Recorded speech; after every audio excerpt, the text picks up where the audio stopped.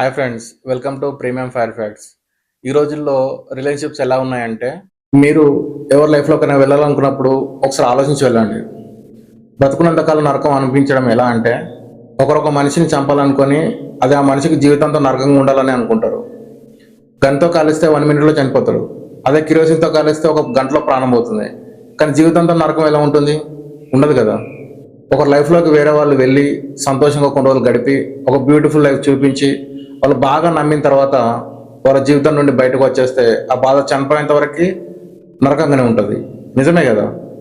ఏది ఇవ్వలేనంత బాధ నమ్మించి ద్రోహం చేస్తానో, ప్రేమించి మోసం చేస్తానో వేరే వాళ్ళకి జీవితాంతం నరకంగా ఉంటుంది.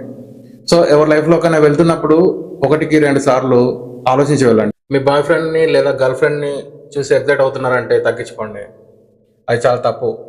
మీ ప్రేమ ఎప్పుడు నార్మల్గానే ఉండాలి. ఆ పిల్లని చూస్తే ఊపిరాడట్లేదు, ఈ పిల్లని చూస్తే గుండె కొట్టేసుకుంటున్నా అంటే అది త్వరలో దాన్ని వదిలేస్తారని అర్థం.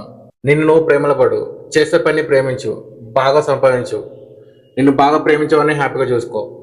నువ్వే లోకమని లోకం కోసం వేరే పెళ్లి చేసుకుంటున్నారు. నీతోనే నా బతుకని చెప్పి వేరే వాళ్ళ కోసం బతికేస్తున్నారు.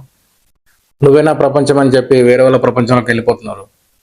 పరిచయమైనప్పటి నుంచి చేసిన మంచి అంతా మర్చిపోయి చెడుని లేదా అన్న మాటల్ని గుర్తుపెట్టుకొని నీకు నాకు సెట్ అవ్వదని వేరే పెళ్ళిళ్ళు చేసుకుంటున్నారు.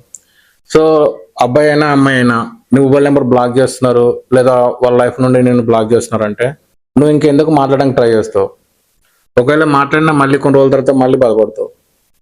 నేను వద్దనుకుని వెళ్ళిపోయిన వాళ్ళ గురించి వాళ్ళు nothing is more than your self respect. ఒక కొత్త లైఫ్ని స్టార్ట్ చేయండి. లేదా ఎలాగో చనిపోతాను డిసైడ్ అయితే ఏదైనా లైఫ్లో గట్టిగా సాధించి చనిపోండి. మీరు ఒక రిలేషన్షిప్లో ఉన్నారంటే అది మీ లైఫ్ పార్ట్నర్ అయినా సరే, అది అబ్బాయి అయినా అమ్మాయి అయినా, నీతో కొట్లాడుతున్నారు, నీ మీద అలుగుతున్నారు, నీ మీద అరుస్తున్నారు, నువ్వు చేసే ప్రతి పని వాళ్ళకి ఇబ్బంది అనిపిస్తుంది, నీ మాటల వల్ల హర్ట్ అవుతున్నారు, నిన్ను మార్చుకోవడానికి ట్రై చేస్తున్నారు, సరిగ్గా తినరు, హెల్త్ బాగా చూసుకోరు, ఏడుస్తారు, ప్లీజ్ నువ్వు అలా మాట్లాడకని రిక్వెస్ట్ చేస్తారు, చాలా బాధలు ఉంటారు.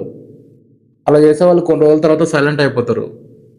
అలాగని వాళ్ళ బాధ తగ్గిందని కాదు, వాళ్ళు నిన్ను వదిలేస్తారని కాదు, నువ్వు మారుతావన్న ఆశ వదిలేస్తారు. నీతో ఉండలేక నిన్ను వదిలేయలేక నరకాన్ని అనుభవిస్తారు. వాళ్ళు ఆ స్టేజ్కి వచ్చారంటే ఒకసారి మీరు చెక్ చేసుకోండి, మీ లైఫ్ మళ్ళీ రీస్టార్ట్ చేసుకోండి.